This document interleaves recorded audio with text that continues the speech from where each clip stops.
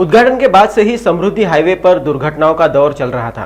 In दुर्घटनाओं में कई लोगों की जान गई, जिसके बाद राज्य सरकार ने दुर्घटनाओं की संख्या में कमी करने के लिए प्रयास शुरू कर दिए, जिसकी वजह से पिछले 6 महीनों में राजमार्ग पर दुर्घटनाओं की संख्या में कमी आई है। ऐसी जानकारी राज्य परिवहन आयुक्त विवेक भीमनवार ने दी। वो नागपुर मीडिया से बात कर रहे थे।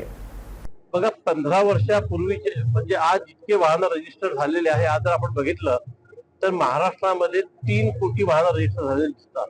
आता या 3 कोटीपैकी जे 1.5 कोटीच्या आसपास वाहन असे असतील की जे आपल्याला त्याचा एंड ऑफ लाईफ झालेला आहे, पण यातले अनेक वाहन आता जे अनऑर्गनाइज्ड मार्केटमध्ये विकल्या गेलेले आहेत, त्यामुळे आता निश्चित नंबर सांगता येणार नाही। परंतु आता आपल्याला स्क्रॅपिंग पॉलिसी असल्यामुळे आता हे जे अनऑर्गनाइज्ड मार्केटमध्ये जे वाहन विकायला जातात ते आता जाणार नाही, कारण इथे त्यांना इन्सेंटिव्ह आहे।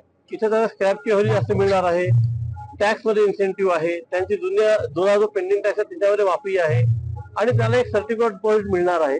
त्यामुळे आता जसे हे नवीन सेंटर्स जास्त उघडतील तसं त्याप्रमाणे आपल्याकडे जास्त वाहने आहेत। बघा, हिट अँड रनच्या ज्या घटना घडलेल्या आहेत मागच्या काही दिवसामध्ये, त्या खरोखर दुर्दैवी आहेत। आता यामध्ये रोड एन्फोर्समेंटचा विषय आहे, तो परिवहन आरटीओचं पण काम आहे आणि पोलिसांचं देखील काम आहे।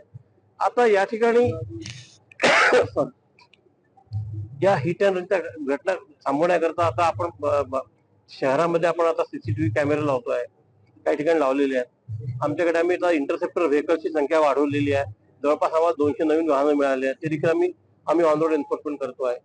आणि या संदर्भात ज्या कायद्याच्या तरतुदी आहे, जशी पुण्याची जी केस होती त्याच्यामध्ये आपण बघितलं तर जर समजा एखादा ज्युव्हेनाइल असेल, 18 वर्षाचा लहान मुलगा असेल आणि त्यांनी जर गाडी चालवली आणि याचं जर ज्ञान त्याच्या आई वडिलांना नसेल तर त्यांना देखील 3 वर्षाची शिक्षा होऊ शकते।